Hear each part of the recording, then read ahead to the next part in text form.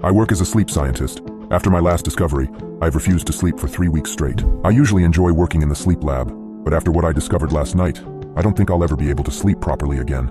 Since working as a sleep scientist, I've seen my fair share of terrifying and panic-inducing cases. I've had to hear the blood-curdling screams of kids with sleep paralysis, claiming to see demons. I've had people attack me in their sleep. I've seen just about every type of terrifying sleep-related issue, but nothing could have prepared me for my last patient. He was a man in his mid-20s who had lapsed into a coma a few days before he was transferred to our facility. He was sent here so we could monitor him, since a coma is very similar to deep sleep, so it's great for sleep research. I was originally hesitant to take on this patient for observation. The reason is, this patient presents with a whole list of strange and unusual symptoms, yet we have no idea what could have caused it. The patient's brother reports that the patient had randomly begun suffering from extreme hallucinations and headaches, so decided to go to sleep early. A whole week goes by, and he never wakes up, despite having no visible health issues. His brother had just assumed he went to sleep for the night, not knowing it would be his last sleep. I knew it was going to be a challenge finding out what caused this, so I hooked him up to our monitoring machines and began with our usual process. But I never could have guessed the horrifying discoveries I would soon make. When I began monitoring the patient, I noticed something extremely strange. His brainwaves weren't typical of a normal coma patient, but all his other physical attributes are. His pupils are unresponsive to light, and he is unresponsive to all stimuli applied, including painful stimuli, except for reflex responses. But his brain waves seemed like he was still awake, still fully capable and conscious. The professor in charge of our lab had a theory that the patient may have been exposed to some airborne pathogen that infected his brain, which may explain the unusual brain activity.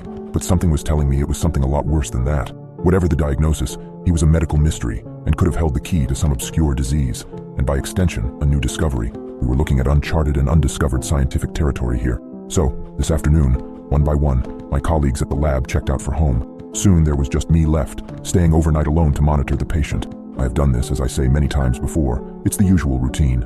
I turned on my personal laptop and checked emails and so on. Can't use speakers or headphones on the chance that patients call out or make a noise during the night. Can't risk missing something like that. I was reading something online when I first heard footsteps coming from the corridor. I didn't think anything of it. Probably one of the patients had woken up and had to use the restroom or something. I was immersed in the article I was reading, when suddenly everything seemed to stand still as the realization hit me. There were no other patients in the sleep lab tonight. Just me and Coma Guy. My head turned to the monitor instantly, in the dubious hope that maybe the patient had woken up. Nope, still on the bed, unresponsive, like a log. The footsteps were in the corridor, and they seemed to be going towards the sleep room. I swiveled in my chair and scrambled to the door, in long, hurried steps, almost leaping to it.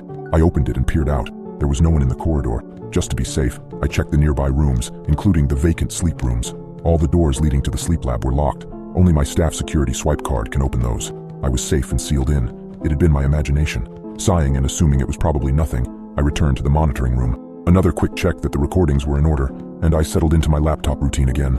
With the computer fans humming away, the steady beep of the patient's heart rate, and nothing interesting online, I was on the verge of sleep.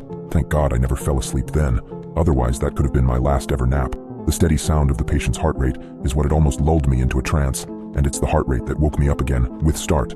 The patient's heart rate had spontaneously increased, very fast. I looked up eagerly at the EEG signal. It had changed, gotten quicker, responsive to something. Was the patient waking up? I stared at the infrared camera image, which was blurry, so I got up and went to look in through the window. Nothing. There was no movement, no change in the patient's consciousness, but his breathing and heart rate had increased. His brain activity had changed within the coma. Was he experiencing hallucinations? I stared at the stationary figure on the bed for some time in the darkness. And then, something within the room moved. At first, I thought it was the shadow of the cabinet on the other side of the room, but the shadow was moving, creeping. A black mass, creeping slowly towards the bed. I blinked, trying to be sure of myself. It was so dark that sometimes the mind creates shapes of darkness and shadows, illusions. No, it did seem to really be there. It was elongating now, as though something, this black thing, had been on all fours and was now standing up, to stand over the patient in his bed. An intruder. Someone here to attack the patient, or just someone mentally unstable who had somehow found a way in. Perhaps they had tailgated and slipped in behind a member of staff as they had entered through the security-protected doors. "Hey!" I shouted, banging on the window. "Hey, who's there? You're not supposed to be in there." The figure stood, unmoved. I went back to the door, through the corridor, and into the sleep room. I turned on the light. No one was there. There couldn't have been time to escape. If they'd exited the sleep room, they would have run into me in the corridor. How odd. Most likely a trick of the darkness. Just to be certain, though, I checked underneath the bed, and in the ensuite bathroom, and in the cabinet for good measure. Everything was in order. I looked at the patient in bed. I was now standing over the bed in the same way I'd imagined the shadow had done. The patient's breathing had returned to his normal pace. I went back to the monitoring room, and I looked at the screen displaying the camera view. I rewound the recording back a few minutes. There was nothing on there. No shadow. Everything was just like usual. Empty room, with the patient in the bed with nothing moving. Either my imagination was just playing with me, or I was experiencing some extreme hallucinations. In the back of my mind, I started panicking, but tried not to think about it, putting it down to just the darkness playing tricks on me. At this point, I could have never known how much worse things were about to get. I sat down at my laptop again, not really able to concentrate anymore on the article I had been reading. I decided I needed some light relief. I went to YouTube and started watching some videos with the speakers turned off, and I was finally able to relax and was engrossed. I don't know how long passed in this way, an hour or so, I think. My eyes went back to the recording screen to make sure all was well. There was no EEG signal. It was flatlining, no heart signal, no breathing signal. My heart jumped into my throat. The patient was dead, and I'd missed it. I should have done something. What had happened? Oh God, what a fool I was, getting wrapped up in videos. I looked at the camera feed and the patient was gone. The bed was empty. In the midst of the rush of adrenaline and fear, I ran into the sleep room and turned on the light. The bed was tousled, as though the participant had just walked off. But that was impossible. The door had been closed, and the outer door had a security lock. Only those with a swipe card could get out. I looked in the adjoining restroom. Nothing. Feeling stupid, I looked in the clothes cabinet. Nothing. I got on hands and knees, the carpet feeling rough under my palms, and looked under the bed. The patient was lying under the bed. "Hello?" I said. No response. His eyes were closed. How could he have possibly ended up moving? Without thinking about it, I shuffled sideways, halfway under the bed, and used one hand to slowly drag the man out. He was still unconscious. The wires were still attached to his head, but had been unplugged at the other end, from the recording machine. So they trailed, long, unattached wires like dreadlocks from his head. Heaving and panting, I somehow managed to get his dead weight back into bed. I then set about plugging everything back into where it should be, and then covered him with the blanket again. I went back into the monitoring room. The signal was back and recording. The signal indicated that he was indeed still comatose. How had he managed to get out of bed? Only one way to find out: the video. Visual evidence. With that, we'd know exactly what happened. So I clicked rewind on the video feed. The past hour was just a blank, dead screen. I felt winded. I sat down on my chair heavily. There must be some rational explanation for this. I went to the door that opened into the corridor, and I closed it. It locks automatically, so only I can open it to get out with my card, just to be safe. I also thought it might be a good idea to check in with security services to help, just so there's someone else around. I picked up the office phone, and there was no dial tone. Never mind. I took my mobile from my pocket. No signal. Odd. I tried changing position, etc., but it was no use. I went on to my email to message a colleague to see if I could ask them to ring security for me. This email could not be sent. Please check your connection and try again. The internet connection was definitely still there. I loaded a YouTube video. It was playing fine. I got to my feet to check the EEG screen again.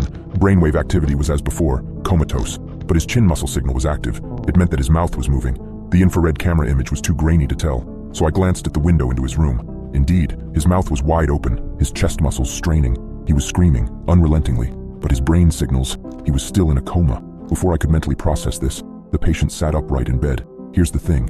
There was no activity in his brain areas that should control his movement or muscles to move. These regions of the brain were inactive. By the look of the signal, his brain wasn't actually controlling his movements. So what the hell was controlling them? Maybe there was something wrong with the signal. Maybe there was an error with the recording equipment. I ran into the door, which I'd closed just a few minutes ago. It wouldn't open. I tried swiping my card. It wouldn't open. No beep. Nothing. Neither was I able to turn on the light. Somehow nothing was working. There was a pane of frosted glass at the side of the door. I knew I had to get in there to the patient, so I planned to smash it and squeeze through. I lifted the chair above my head and steadied myself, planting my feet firmly, and got ready to swing.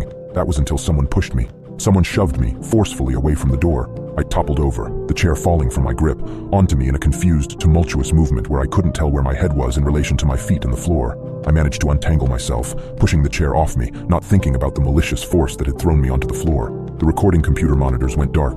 The EEG signals and the camera feed screens, both, just pop, and they were gone. I was plunged into greater darkness. I ran to the window to look in at the patient. He was sitting upright in bed, still screaming. He had been screaming relentlessly throughout all this. I stared at him and banged on the window, trying to get him to wake up. This wasn't a normal coma. Perhaps I could wake him up if I tried. I don't know what the hell this was. I was willing to throw all protocol out of the window now, and then someone closed the blind from the other room. I just stood there staring at it. I didn't see a hand pull the blind down, but just the jerking movement of the dark blind being pulled to the bottom of the window pane. Someone else might have shouted out, asked who was there. I don't know why, but I just didn't. Maybe because I knew it would be no use. I never thought I would type this, but I knew then that this wasn't a human I was dealing with. I just felt suddenly drained. I thought back to when his brother said he was hallucinating before he fell asleep and never woke up. I think I might be next.